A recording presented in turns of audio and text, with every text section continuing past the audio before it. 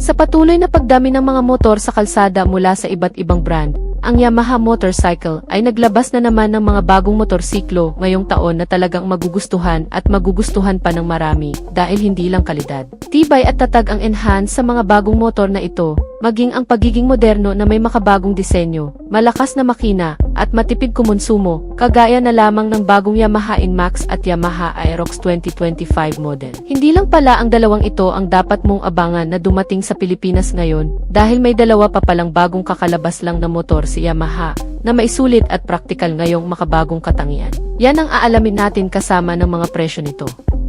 Pero bago yan syempre, kung bago ka pa lamang po dito sa ating channel, ay huwag kalimutang pindutin ang subscribe button pati na ang notification bell para naman ma-update kita lagi sa ating latest video upload.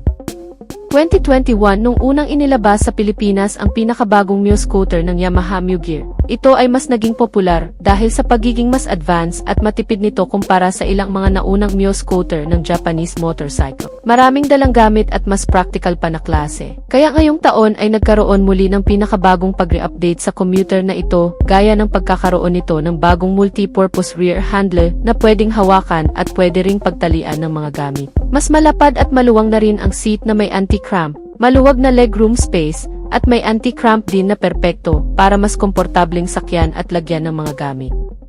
At may kasama pa itong practical na double hook na pinapadali ang pagdala ng mas maraming gamit dahil dito ay pwede mo lamang isabit din dito.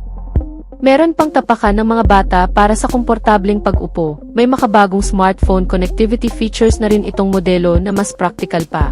Ang WayConnect system na kung saan dito ay maaari mong tingnan ang kondisyon ng iyong motorsiklo, lokasyon ng paradahan, at makakuha ng notifikasyon sa mensahe ng mga telepono o cellphone. Magagamit lamang ito sa isang Gear Ultima 125 Hybrid is, na bagong bersyon ngayon, kasama ang socket charger ng mobile phone. Laging maging handa na mag-charge ang inyong mga gadget kahit saan.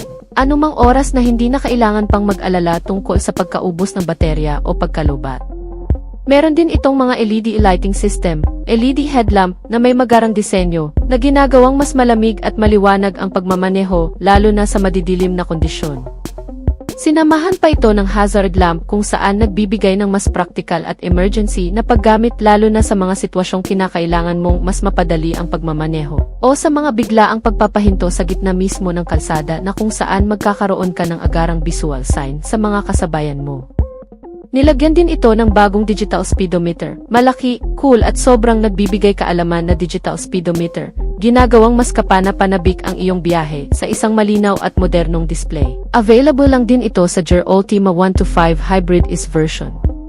Ang tubeless tires na may malapad na 12-inch size ay may kabuuang sukat na 110 by 70 sa dalawang gulong sa harap at likod, na ginagawang mas makapit, balansi ang pagmamaneho sa kahit anumang kondisyon ng kalsada na dadaanan.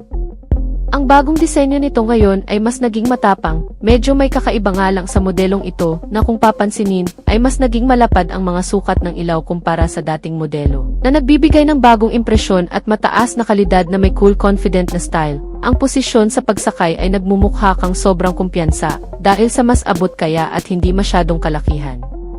Nilagyan ito ng bagong engine na may hybrid system na kagaya sa Yamaha Mio Fazio at sa iba pang modelo ng brand na may ganitong mga features sa makina.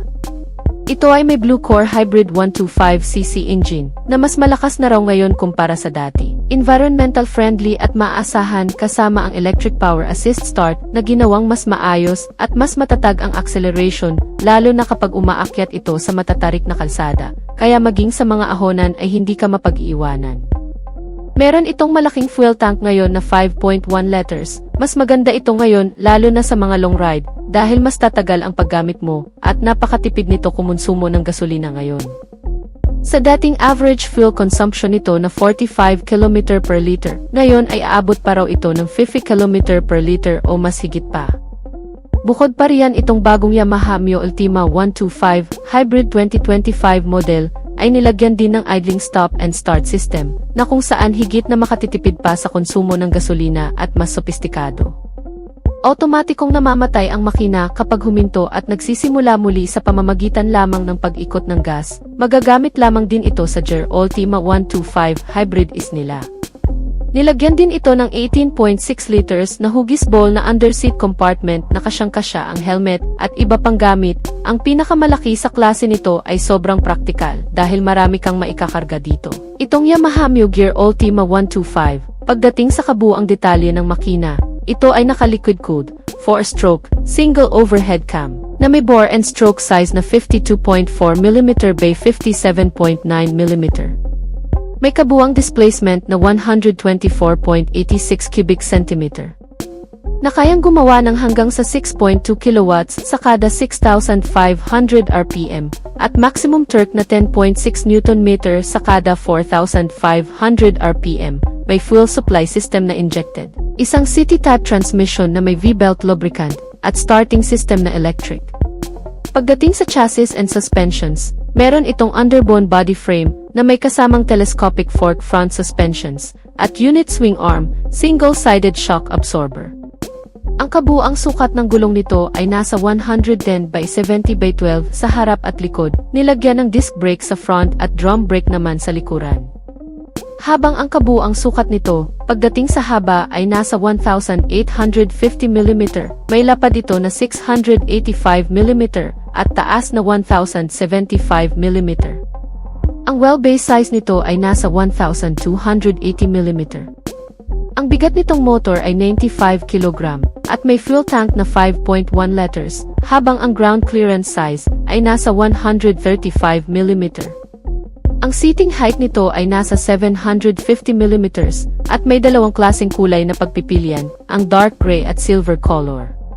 Ito'y kasalukuyang kalalabas pa lamang sa bansang Indonesia na nagre-range sa estimated price mula sa 79,000 pesos hanggang sa 84,000 pesos kung sakaling dadalhin na sa Pilipinas.